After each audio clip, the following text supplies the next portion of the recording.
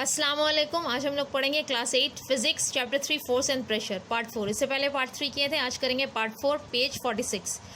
The first topic is liquid pressure. What is liquid pressure? We have learn that solid exert pressure due to their wait.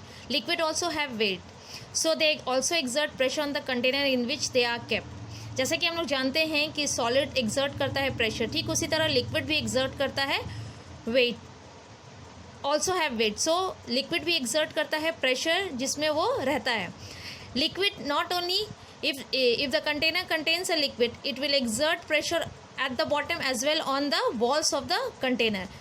ठीक उसी तरह आपके book में भी लिखा हुआ है the pressure liquid exert pressure not only at the bottom of the container but also on its wall। Liquid exert करता है प्रेशर वॉल्स पे due to the tendency to flow. Liquid का जो टेंडेंसी है उसी की वजह से वो वॉल्स पे एक्सर्ट करता है, प्रेशर पे, वॉल पे प्रेशर एक्सर्ट करता है, और बॉटम में करता है due to the weight of the liquid. इसीलिए we can say liquid exert pressure in all direction, at the walls also and at the bottom. Page number 48 में नेक्स्ट टॉपिक आपका दिया हुआ है factors affecting liquid pressure. These are the two factors. Number one is density of the liquid and number two is height of the liquid column or depth. So at any point inside a liquid, the pressure depends on the following two factors. Pressure depend करता है दो factor पर. Number one, density of the liquid. The pressure exerted by the liquid increases with the increase in the density of the liquid. यानी कि जैसे मेरा density of the liquid बढ़ेगा वैसे ही मेरा pressure भी बढ़ेगा liquid का। यानी कि if the density of a liquid increases, the pressure also increases. Next is height of the liquid column. The pressure exerted by the liquid increases with the increase in the height of the liquid column. यानी कि अगर से liquid column का height बढ़ेगा, that means the pressure will also increase.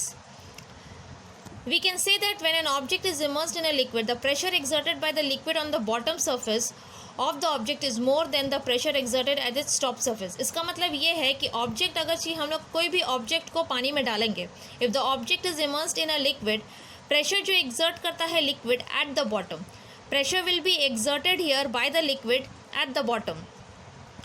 तो क्या होगा यहाँ पे, ये at the bottom of the object is more than the pressure exerted at its top surface। यानी कि टॉप सरफेस पे जो प्रेशर एक्सर्ट होगा और बॉटम पे होगा, there will be a difference between these pressure. यही डिफरेंस इन प्रेशर की वजह से एक फोर्स एक्सर्ट करता है, लिक्विड करता है एक force exert on the object जिसका डायरेक्शन होता है upward. This is known as buoyant force। तो we can say buoyant force is the upward direction exerted by the liquid. That means the liquid will exert pressure in the upward direction. This force is known as buoyant force. One more thing is given in your book, that is the pressure exerted by a liquid column at the point is given by the relation this। यानी कि P is equal to HdG। P का मतलब होता है pressure, H is height, D is density and G is acceleration due to gravity. That means pressure is equal to the product of density, height and acceleration due to gravity. A liquid seeks its own level. A liquid seeks its own level. This can be understood with the help of this diagram. यहाँ पे figure 3.32 आपके page number 50 में दिया हुआ है। यहाँ पे क्या हम लोग एक वेसल लिए हैं जिसमें 5 डिफरेंट ट्यूब्स है and the water will be entered at one end of the vessel. The same thing is written here. You can understand this by taking a vessel having 5 tubes of different shapes connected to one another by a horizontal pipe. ये 5 जो tube है ये connected है एक horizontal pipe से और ये आपका वेसल है। अब हम लोग क्या करेंगे, ये वेसल में पानी शुरू कर देंगे भरना। हम लोग नोटिस करेंगे कि लिक्विड स्टार्ट होता है filling in all the tubes. Liquid start filling in all the tubes और ये पानी भर जाता है ये सारे ट्यूब्स में।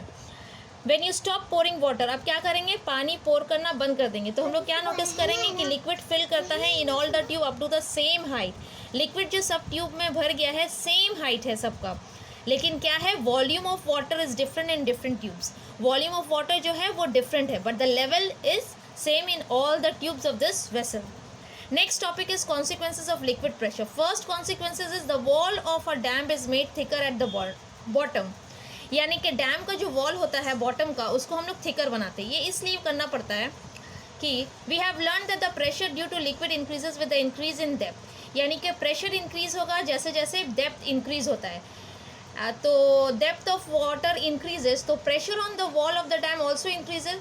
तो ये ग्रेटर प्रेशर को विथस्टैंड करने के लिए हम लोग को क्या करना पड़ता है, वॉल का जो walls of the dam eight the bottom, यानी कि बॉटम का जो वॉल है उसको थिकर बनाना पड़ता है so that it can withstand the greater pressure of the water.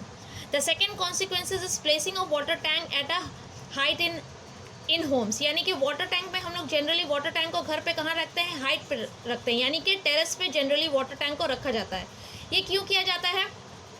The water tanks are placed at the highest place in homes, generally at the terrace. Terrace में हम लोग वाटर टैंक्स रखते हैं, इसलिए रखते हैं क्योंकि जितना ज़्यादा हाइट होगा टैंक का उतना ज़्यादा मेरा प्रेशर होगा और वाटर स्मूथली टैप से फ्लो होगा। Hence the supply of water will be smooth in the different parts of the home, यानी कि वाटर सप्लाई मेरा स्मूथ होगा सारे टैप से घर के। तो आज की वीडियो में यहीं तक, इंशाल्लाह इससे रिलेटेड असाइनमेंट दे देंगे। अस्सलाम वालेकुम।